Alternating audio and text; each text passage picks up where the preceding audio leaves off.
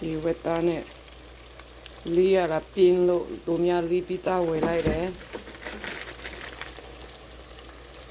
လေးထားပြီးသားတဝက်ထဲလိုက်တယ်ဦးမဆန်းလို့အကုန်လုံးချက်ချင်တာဦးမဆန်းလို့တဝက်ထားလိုက်တယ်ချက်သွင်းချူချင်းချက်သွင်းနေဒီမှာအစာပလာထည့်ထားပြီးသားတို့ဒီမှာအစာပလာအလုံးထည့်ထားပြီးသားဒါမဲ့ကိုကကိုကောင်းချင်တယ်ဆိုတော့အစာပလာထပ်ထည့်လိုက်တယ်ဒီလိုပဲအစာပလာတွေက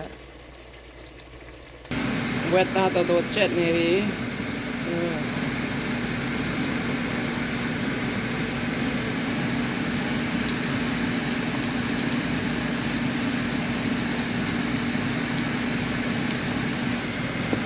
ဒီဟာချက်ပြီးအလုံးချက်ပြီးဆိုရင်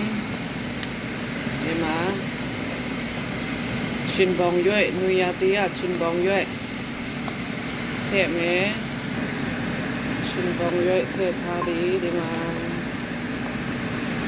ဒီခဏလေးပြန်ချက်မယ်အပုံမပုံရဘူးနော်အပုံပုံရင်တော့သွားပြီတော်လေးကိုကောင်းနေပြီ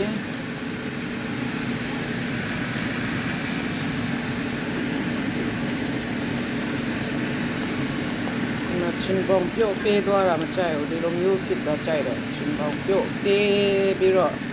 သူဖြစ်သွားတာမကြိုက်